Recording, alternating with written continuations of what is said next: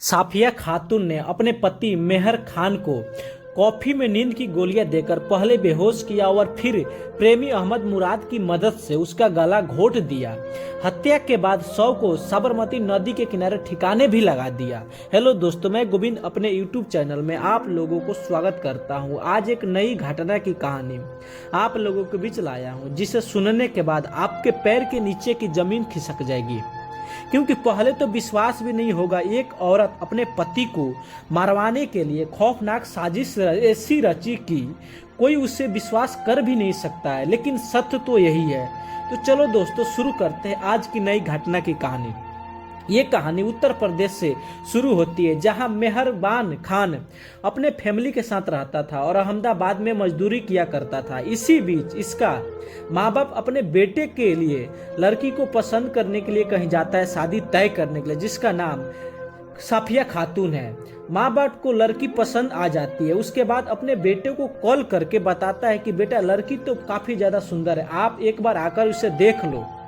उसके बाद मेहर खान आकर लड़की को पसंद करके शादी कर लेता है और शादी करके वो फिर अहमदाबाद चला जाता है। और इधर साफिया खातून अपने सास ससुर के साथ रहने लग जाती है। जैसे जैसे टाइम बीतता गया, इधर साफिया खातून का मन भटकने लगा और वो हमेशा अपने पति से झगड़ा करने लग जाती है और बोलती है कि मैं भी आपके साथ रहूंगी, चाहे कुछ भी क्यों नहीं करना पड़ जाए। और इसीलिए फैमिली में भी खटास आने लग जाता है और वो सास ससुर से परेशान होने लग जाते हैं। उसके बाद साफिया खातून अहमदाबाद चली जाती है और अपने पति के साथ रहने लग जाती है। अब उसका पति और साफिया खातून के साथ रहकर जिंदगी बिताने लग जाते। जैसे जैसे टाइम बीतता गया, इसी बीच साफिया खातून एक लड़के से प्यार करने लग जाती है, जिसका नाम अहमद मुराद है। और वो दोनों छुप छुप कर मिलने लग जाते हैं।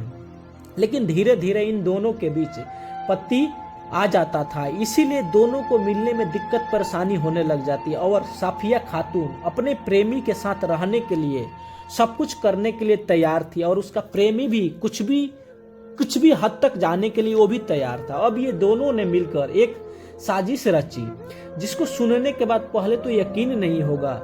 अब साफिया खातून अपने पति को रास्ते से हटाने के लिए साजिश रचने लगी अपने प्रेमी के साथ मिलकर, और प्रेमी भी उसको अपने रास्ते से हटाने के लिए दिमाग लगाने लगा। चूंकि जब तक इसका पति जिंदा है तब तक ये दोनों आपस में शादी कर नहीं सकते हैं। उसके बाद साफिया खातून ने नींद की गोली मेडिकल स्टोर से खरीदकर उसके शाम के टाइम दूध के साथ पिला देती है और वो इसी बीच अपने प्रेमी को बुला लेती है। और ऐसा सिलसिला चलता रहा और उसके साथ संबंध बनाती रही। उसका पति दिन पर दिन, उसका स्वास्थ्य दिन पर दिन खराब होते जा रहा था। ये दोनों मिलकर कुछ ऐसी साजिश रचता है जब सब कोई, क्योंकि इसको खत्म करना ही पड़ेगा, ये दिमाग में इन दोनों को चल रहा था। और फिर हम दोनों हमेशा के लिए एक हो जाएंगे। और वह दिन आ गया। सबसे पहले ये प्रेमी को अपने घर बुला लेती है और उसके कहीं छुपा देती है और शाम के टाइम नींद वाली गोली खिला कर देती है, जिससे इसका पति बेहोश हो जाता है। पति को बेहोश हो जाने के बाद साफिया खातून और उसका प्रेमी अहमद मुराद दोनों ने मिलकर उसे रस्सी से उसका गला घोट दिया, जिससे उसका पति का मौत हो जाती है। अब मौत हो जाने के बाद लाश कहीं ना कहीं ठिकाना लगाना पड़ेगा, और ये दोनों ने इसके बारे में तो सोचा ही नहीं था। अब शव को ठिकाने लगाने के लिए दोनों ने बसना बैराज की ओर जाने वाले कच्चे रास्ते पर गए और सुबह करीब 4:30 बजे शव को नदी के किनारे फेंक दिया।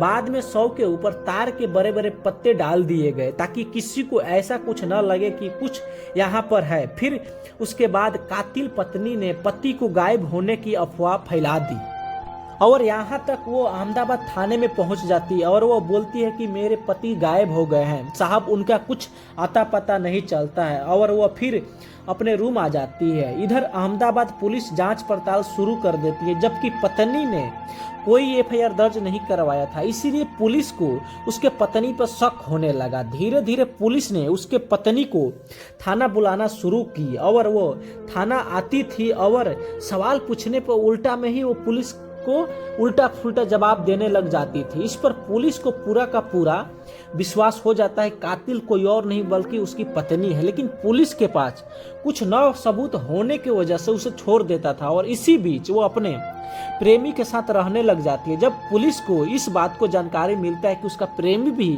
उसके साथ है तो उसको प्रेमी को पकड़कर बुलाती है और सवाल वही करती है कि उसका मर्डर कैसे हुआ। जब ये सवाल उससे किया जाता है तो उसका प्रेमी डर जाता है और कुछ बोलता नहीं है।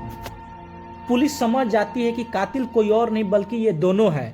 जब पुलिस 2-4 बजाना स्टार्ट करता है तो सब कुछ उगल देता है और साथ में उसकी पत्नी को भी बता देता है और जो पुलिस सोच रही थी वही हुआ, यानी अपने पति का कातिल कोई और नहीं बल्कि पत्नी और उसका प्रेमी है। पुलिस ने इन दोनों को जेल में डाल देता है।